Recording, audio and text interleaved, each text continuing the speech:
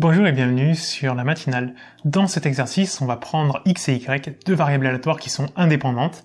On a la loi de probabilité, donc il n'y a pas trop de contexte, c'est juste pour appliquer les formules. On a les lois de probabilité ici et ici pour x et y, et on va essayer de calculer l'espérance de x plus y. Alors, on sait que l'espérance d'une variable plus une autre, c'est simplement espérance de la première plus espérance de la deuxième. Donc là, on aura espérance de x plus espérance de y. Maintenant, il va falloir qu'on les calcule ces espérances. Un calcul d'espérance, c'est tout simplement pour x, on va multiplier la première colonne, plus la deuxième colonne, plus la troisième colonne. Donc on aura 0,6 fois moins 3, qui donne moins 1,8, plus 0,2 fois 1, donc plus 0,2, plus 0,2 fois 2, donc plus 0,4. On va faire pareil pour y, 0,3 fois moins 10, ça fait moins 3, 0,2 fois 5, ça fait 1, et 0,5 fois 8, ça fait 4. Et donc on va trouver l'espérance de x plus l'espérance de y. Ce qui nous fait donc moins 1,8 plus 0,2, ça fait moins 1,6, moins 1,2, moins 4,2, moins 3,2, ça fait 0,8. Donc finalement on trouve que l'espérance de x plus y c'est 0,8. Pensez à cette formule qu'on peut appliquer dans tous les cas. Ensuite on va essayer de calculer la variance de x plus y, et là c'est un peu différent. Variance de x plus y, on peut écrire que c'est variance de x plus variance de y uniquement si les variables sont indépendantes. Donc ici on peut dire car x et y sont indépendantes. Si elles ne sont pas indépendantes, c'est beaucoup plus compliqué et je vous souhaite bon courage. Maintenant, il va falloir qu'on calcule séparément variance de x, variance de y. C'est un poil plus compliqué, d'autant que je n'ai pas calculé les espérances au-dessus. Là on a pour x et là on a pour y. Ça nous fait donc espérance de x égale moins 1,8 plus 0,6, ça fait moins 1,2. Et l'espérance de y, moins 3 plus 1, ça fait moins 2, plus ça fait 2. Parce qu'en fait, on va en avoir besoin pour les calculs de variance.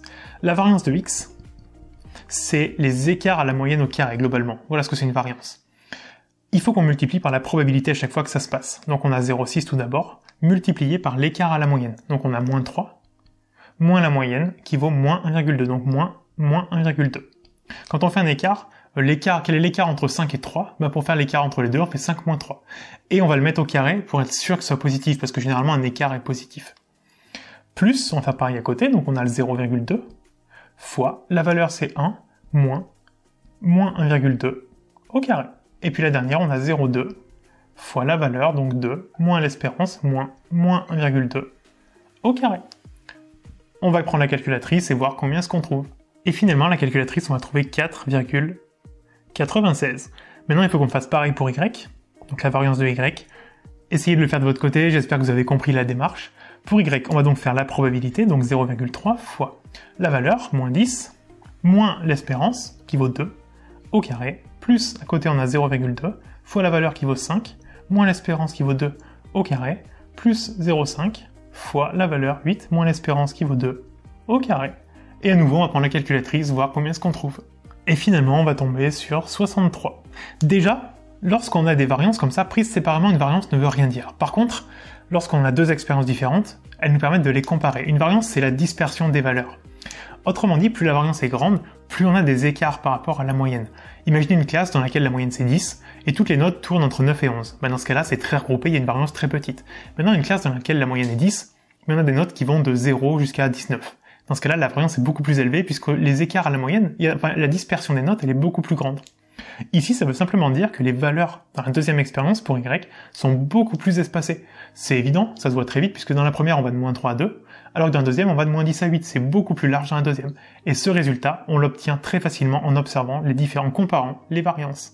Dans la dernière question, on nous demande une valeur approchée à 10 puissance moins 2 de sigma x plus y. Sigma, c'est l'écart type. Pour avoir l'écart type, il suffit de prendre la racine de la variance. Donc en fait, ça c'est racine carrée de la variance de x plus y. Et je suis en train de me rendre compte que la variance de x plus y, on n'a pas calculé. On avait dit que c'était x, c'est la variance de x plus celle de y, mais on n'a pas donné le résultat. On va le faire tout de suite.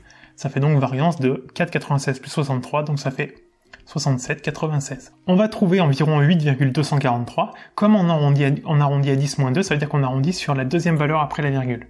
On arrondit au 4. Après le 4, on a un 3 qui est plus petit que 5, donc on reste à 24. Donc là, on va avoir 8,24 arrondi à 10 moins 2. Et comme je vous l'ai dit tout à l'heure pour les variances, prises séparément, ça n'a aucun sens. Il faudrait comparer cette valeur à une autre expérience. Donc là, comme ça n'a absolument aucun sens.